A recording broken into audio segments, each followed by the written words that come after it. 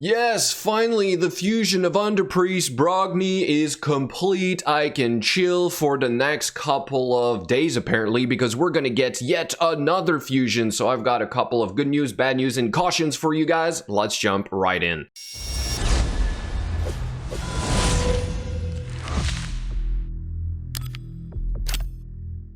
And let's start with the good news. I will be streaming tonight on Twitch at 7:30 Eastern time for a giveaway, and this is going to be a special giveaway for you guys because I am giving away, actually I am not giving away, but a player from the community has decided to give away an Underpriest Brogni. So if you missed out on this fusion and you would like a chance at winning this account, not just this champion, you need to show up on stream tonight. We will be opening this up to the loyalty points system. You'll be able to buy almost as many tickets as you can afford to buy. And heck, there's a Krisk on this account. There's an Arbiter, a Nithoi. There's also Bad Alcazar. I mean, there's a lot of great champions. You have Foley, Big Un. You have Ray, Madame Ceres, Gull Crusher, Dark Elhane. I mean, everybody has, you know, these champions by now, except me, apparently.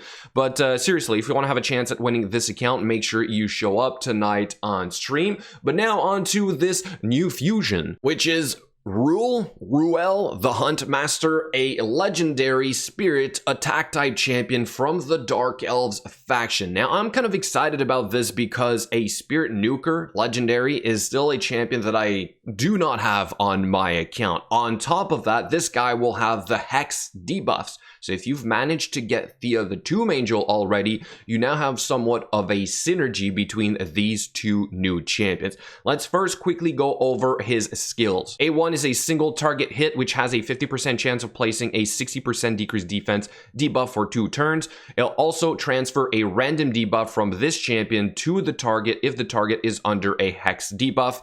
A2, AoE hit, place an extra hit on enemies under Hex debuffs, so certainly will be pretty good if you already have that on there. Will ignore 25% of the target's defense if there are 4 or more enemies under Hex debuffs. So again, you want to have that Hex debuff up there right off the bat. That's on a 4-turn cooldown, probably able to book that to a 3-turn cooldown. A3 is Stalked Prey, places a 50% increased accuracy buff on all allies for 2 turns. Then you place a Hex debuff on all enemies for 2 turns. You also place a Perfect Veil buff on this champion for 2 turns and fills his turn meter by 50%. That's almost an extra turn. That's on a 6-turn cooldown, so perhaps this guy in a relentless set will be really interesting. And then for the passive here, you decrease the speed of enemies under Hex debuffs by 5% and decrease the resistance of those enemies by 10%. That's kind of interesting. Also increases the damage enemies under Hex debuffs receive by 10% and decrease the value of heals they receive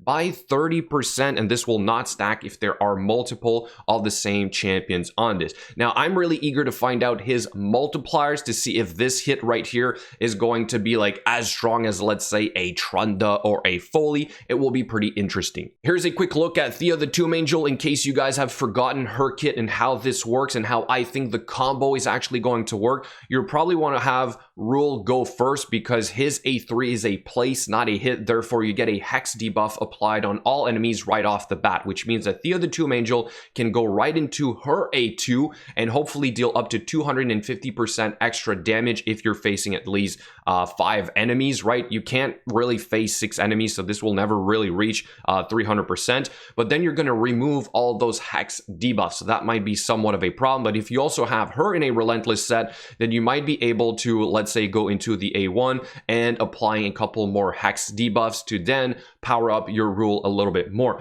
So exactly how are we going to use this? I'm not quite sure. Is it going to be hard to set this up in, let's say, an arena fight? But perhaps for the Doom Tower, it might make it very easy to start nuking the waves. But now on to the bad news and cautions. Number 1, you will only have 11 days to stock up on this. If you literally just finished Underpriest Brogni today and you had to use all your shards, yes, you had to use, basically all your saved up brews, all your silver. 11 days is not a whole lot of time for you to start stocking up on this new one. So is there a couple of things you can start doing right now or not doing right now for you to generate more? Obviously, you want to start hoarding those energy potions like we did before. You also want to save your shards. So if today you're deciding to just open up a couple of shards because it's a 2x event, remember that you will need a mix of all those shards for you to hit those values. If you don't have enough ancient shards left, you will need to compensate with sacred shards. So be cautious on how many you decide to open today. Secondly, there is also the silver. You need a whole lot of silver if there is going to be 3 artifact enhancement events.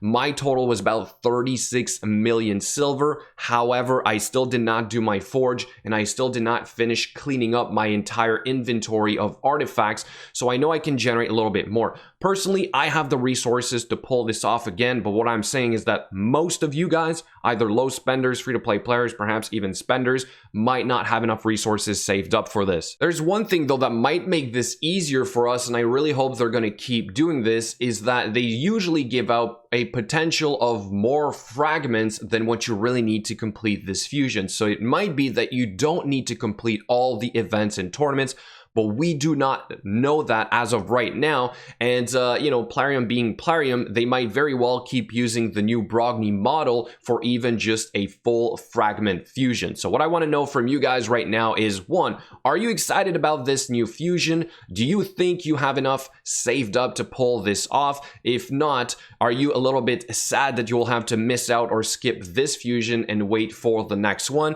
And finally, do you think this is the new Plarium standard? They're going to try and keep using these fusions to keep us hooked on the game, I guess is one way of saying it, because we've just covered that we spent way too much time on Brogni, and now literally in like 11 days, we're going to have to do it all over again. All that said, let me know what you think in the comments below. Thank you so much for watching, and I will catch you guys later.